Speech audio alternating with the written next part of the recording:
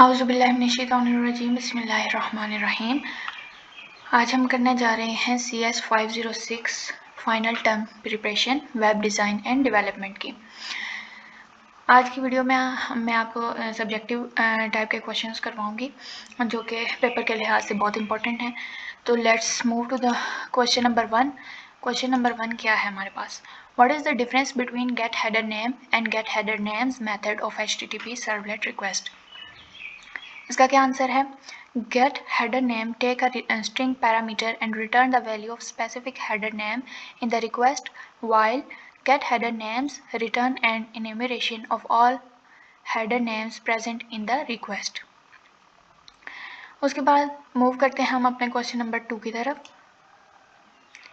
Question number 2 की तरफ move करते हैं। क्वेश्चन नंबर 2 क्या है? List down any 3 built in validators of JSP.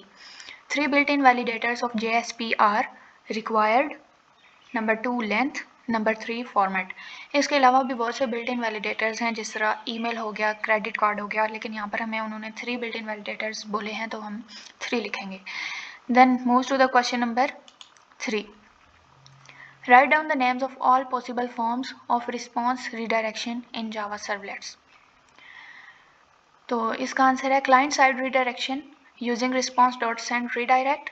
Number 2 has server-side redirection using request dispatcher.forward and number 3 using HTML meta tag. इसके साथ साथ मैं आपको बताती चलूँ, मेरा ये चैनल है स्टडी वर्ल्ड। आप इसको लाइक सब्सक्राइब करें और अपने फ्रेंड्स के साथ शेयर करें। इसमें मैंने जो है वो बहुत इंपॉर्टेंट क्वेश्चंस और इन्फॉर्मेटिव वीडियोस में डालना शुरू कर रही हूँ, और जो है पास्ट पेपर से मैंने क्वेश्चंस लिए हैं। आप इनको सब्सक्राइब करना ना भूलें और अपने फ्रेंड्स के साथ शेयर करें, और आपको इन्फॉर्मेटिव वीडियो इसी तरह मिलती रहें, और आप जो है जब भी मैं कोई नई वीडियो डालूं तो आप इससे फ़ायदा उठा सकें। उसके बाद हम मूव करते हैं क्वेश्चन नंबर 4 की तरफ। क्वेश्चन नंबर 4 क्या है? Some attributes of JSP page directive are given below, write their possible values. अब ये आप अक्सर इस तरह आपके पेपर में टेबल की फॉर्म में क्वेश्चंस आ जाते हैं।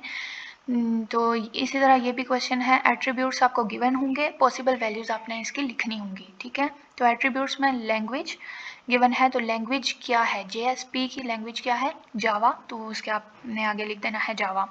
इसी तरह सेशन है, सेशन की सेशन या इधर ट्रू होता है या फॉल्स होता है, तो ट्रू या फॉल्स, ट्रू और फॉल्स। एरर पेज के आगे आप लिख देंगे रिलेटिव URL, तो ये इनकी पॉसिबल वैल्यूज़ हैं। मूव करते हैं अपने क्वेश्चन नंबर 5 की तरफ।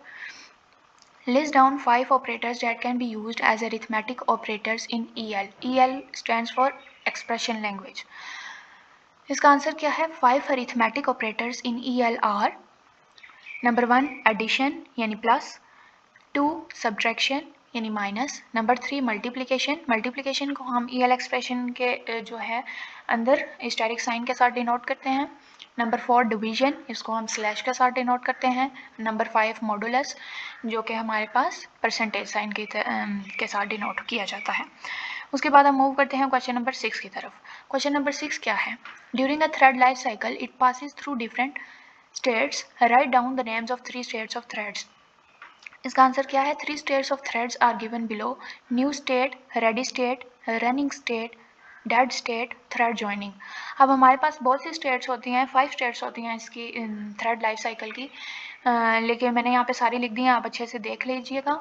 लेकिन क्वेश्चन में है कि 3 स्टेट्स लिखनी है, तो आप इनमें से कोई भी 3 लिख सकते हैं। Move to the question number 7। Write logical operators use in EL expression.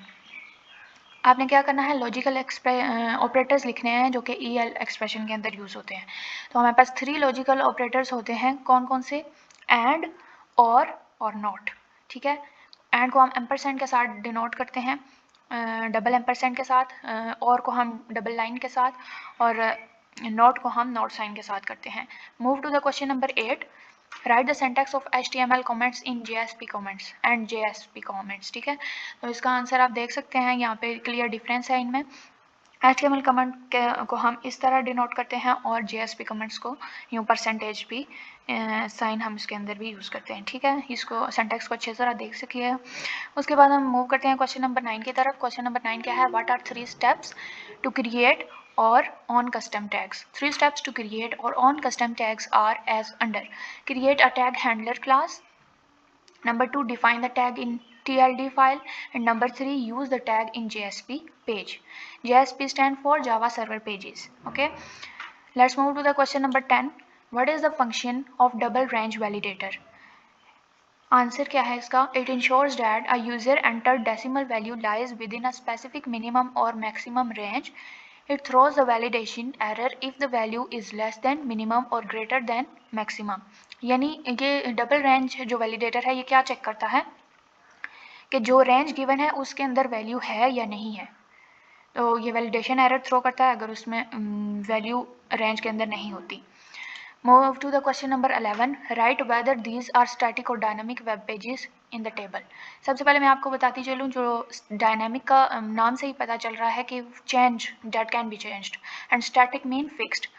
तो वेब पेज आपको गिवन होंगे, आपने लिखना होगा स्टैटिक है या dynamic. News feed on social media page, तो ये क्या है? डायनामिक है क्योंकि न्यूज़ तो चेंज होती रहती हैं, तो डायनामिक लिख दिया.